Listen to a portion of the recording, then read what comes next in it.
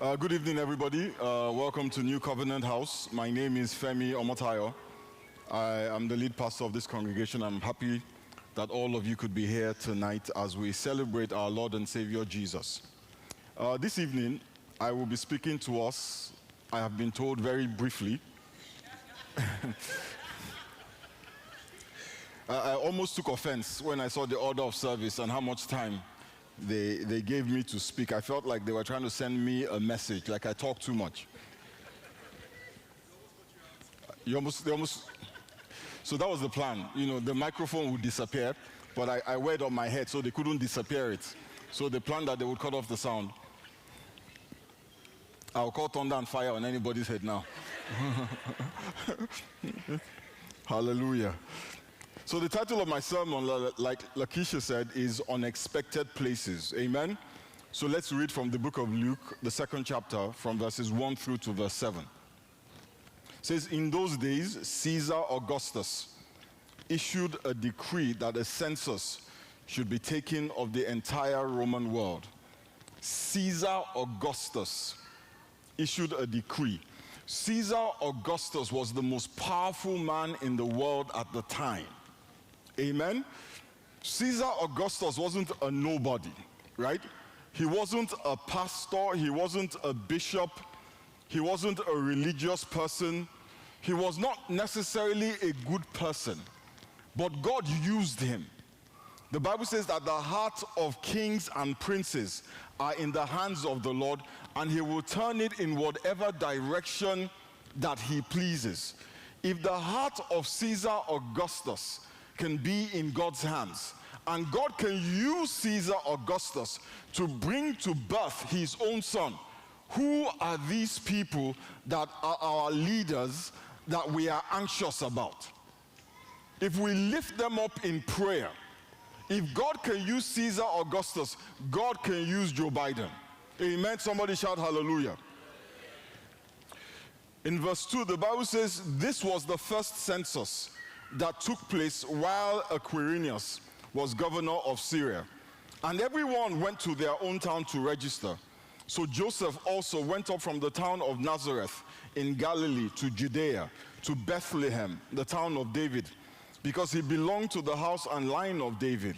He went there to register with Mary, who was pledged to be married to him and was expecting a child. While they were there, the time came for the baby to be born.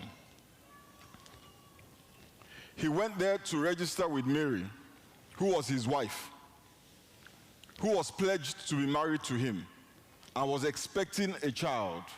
While they were there, the time came for the baby to be born, and she gave birth to her firstborn, a son. She wrapped him in cloth and placed him in a manger because there was no guest room available for them. You know, every time I read the Bible, every time I read about Jesus, there are things that I see that make me realize that God is just a strategic thinker. God brought Jesus into the world through a woman who we all recognize was a virgin. But this verse is also telling us that she was not yet even married. Some of us need to get off our self-righteous horses, because our Lord and Savior was born in a situation that many of us would not even want to be around. You know, I know that we're familiar with this story, and because we have heard it so many times and not always directly from the Bible, I realize that there are a lot of misremembering of what actually happened. The first thing is that Jesus was not born in a manger. Amen? He was placed in a manger. And there's a big difference between being born in a manger and being placed in one. A manger is similar to what we would call a trough, a container, right, where the farmer or the shepherd will put hay to feed his sheep. And sometimes he would also put water in the trough for them to drink from. So Mary, the unwed virgin mother, has a baby, amen, and she places the baby in a trough. Yeah, and I don't know if we realize this. A trough is not the most hygienic or even sterile or even clean place to put a baby in. You know, recently I wanted to visit one of our friends, sisters in church just had a baby, and I wanted to go visit the baby. And they wouldn't let me in, right? Because the place has to be sterile, it has to be clean. They don't want anything to contaminate it. And Jesus was born, and he was put in, some would argue, the most germ-infested place in the stable. So the virgin unwed mother has a baby and puts the baby in a what? In a trough. Very dirty. Animals eat from there. I've got 2 dogs. If my dogs put their mouth on anything, my wife is going to trash it. You cannot sanitize it. In fact, they don't even have to touch it, they just breathe on it. And she wants to throw it away, right? But we're talking about not even dogs that live in the house. We're talking about cattle that eat the grass in the field. Amen? So, Mary, the virgin, unwed mother of Jesus, puts her baby in a dirty trough, not smelling of lavender and perfume, germs, and all the virus you can imagine. No onesies. Amen? Jesus was not in a onesie. No blankets. Just cloth and hay. Have you ever heard the expression or the word church rat? Have you ever heard of a church rat? This is where the church rats lived. But the Bible says that Jesus was the king of the world. When the angel appeared to the shepherds, he said, a king is born. And the king was born in a stable and placed in a manger, under circumstances that many of us would look sideways at. It doesn't get poorer than that. Why would God choose a manger as the place where his son would lay? Didn't God know about bacteria? Didn't God know about viruses? Didn't he know all the things that could happen to this boy? Yet he chose to put him in a manger. Let's read Luke chapter 7. I'll read from verses 8 to 12 again. It says, and there were shepherds living out in the fields nearby, keeping watch over their flocks at night. An angel of the Lord appeared to them, and the glory of the Lord shone around them, and they were terrified. But the angel said to them, do not be afraid. I bring you good news that will cause great joy for all the people. Today in the town of David, a Savior has been born to you. He is the Messiah, the Lord. This will be a sign to you. You will find a baby wrapped in cloth and lying in a manger. So the angel appears to these shepherds and tells them that a Savior has been born. He is the Lord. And I'm sure they were expecting that the next thing the angel will say is, if you go down to Bethlehem, just a little after Bethlehem, there is a palace. Because they were sure there was no palace in Bethlehem. They lived in Bethlehem. But then the angel says to them, you will find him, Lord, Messiah, laying in a manger. You will find him laying in a container that is used to give food and water to animals. Not a palace, not a luxurious mansion, not a military encampment, but in the most unexpected, undesirable of places. In Bethlehem. Bethlehem.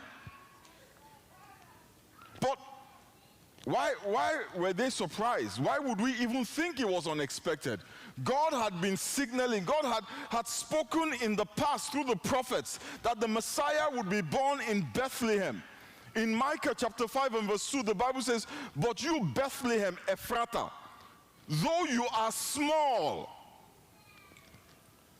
though you are small. So let me back up a bit. So the virgin unwed mother who has a child, right, places this child in the manger in the smallest town in Judah. Says, out of you will come for me one who will be ruler over Israel, whose origins are from old, from ancient times. You know, the challenge we have is that many times when God speaks to us, rather than pay attention, rather than us paying attention to what God is saying, we project our desires. We impose our desires upon God's word. We imprint it and interpret the word the way that we want, as opposed to the way that God is speaking. The Jews expected that the Messiah would be a soldier, a great king, like an earthly king who would wage war against their enemies. Because what they thought they needed was deliverance from earthly enemies. But what they really needed was deliverance from that which causes them to disobey God and puts them in the position where their earthly enemies can prevail over them. Matthew chapter 1 verse 21, the Bible says, she will give birth to a son, and you are to give him the name Jesus, because he will save his people, not from the Romans or the Babylonians. He will save his people from their sins. He came to save them from their sins, because at the root of all of humanity's issues is sin. It is sin that separates us from God. It is sin that makes us vulnerable to the attacks of the devil. It is sin that opens the door to sickness and disease. All the things that we despise, they come from sin. That is why the Bible tells us that we do not wrestle against flesh and blood, but against principalities, against the rulers of the darkness of this world, spiritual wickedness in heavenly places, because these are the people that are trying to keep us in the place of sin. And as long as we are in sin, then they can be confident that the wrath of God will be visited upon us. And the way to save people from sin is not by legislation. The way to save people from sin is not through rules and regulations. It is by them receiving our Lord and Savior Jesus, because it is only Jesus that has the power to save us from sin.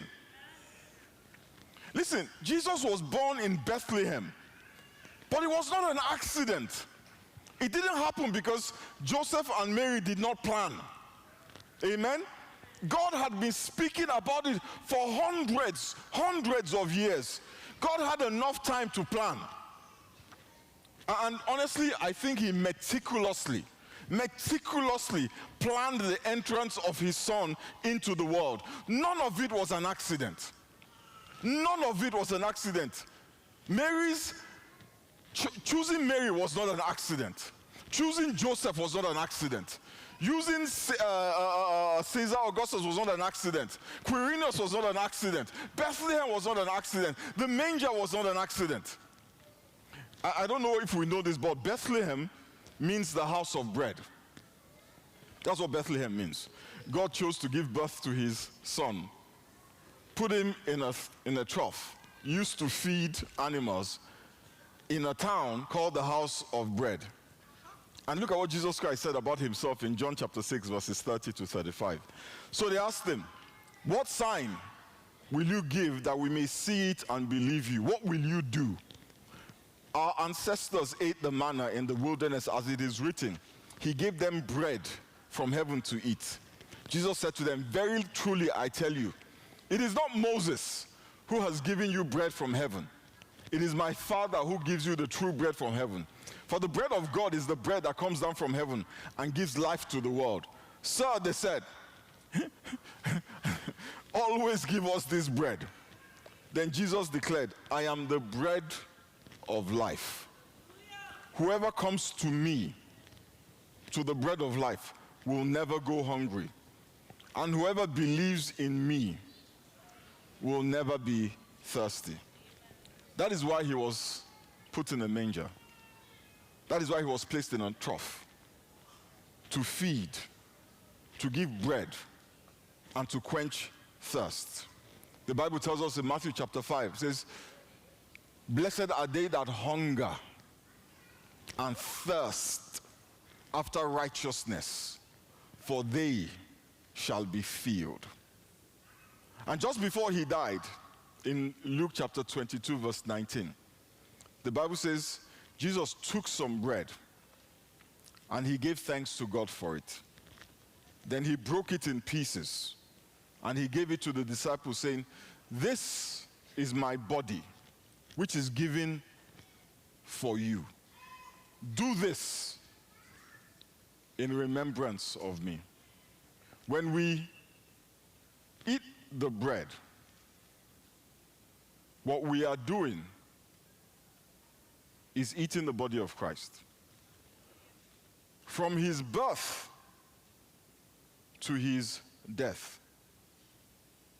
The only reason why Jesus came is to save us from our sins.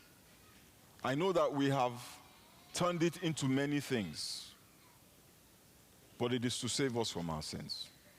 And this evening, I personally, one of the reasons why we don't have Christmas service on Christmas Day is because, and don't judge me, because church people, you guys can judge. I like to wake up with my family on Christmas Day and open presents. Amen. I love Christmas gifts. Yes, somebody shout hallelujah. Every year, my wife says, what do you want? And I say, nothing. But woe betide her. Woe. If there is nothing. Amen. But I've also come to realize that there is nothing that I will receive tomorrow morning that will give me the fulfillment that I have received from the bread of life.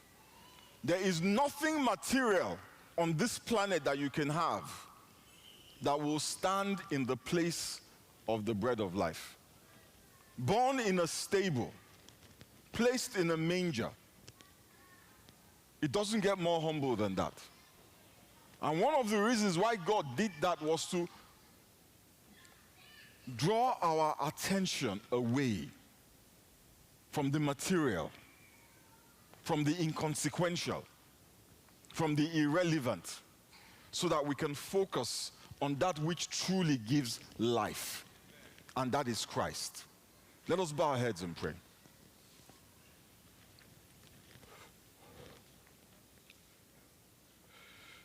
Father, we thank you.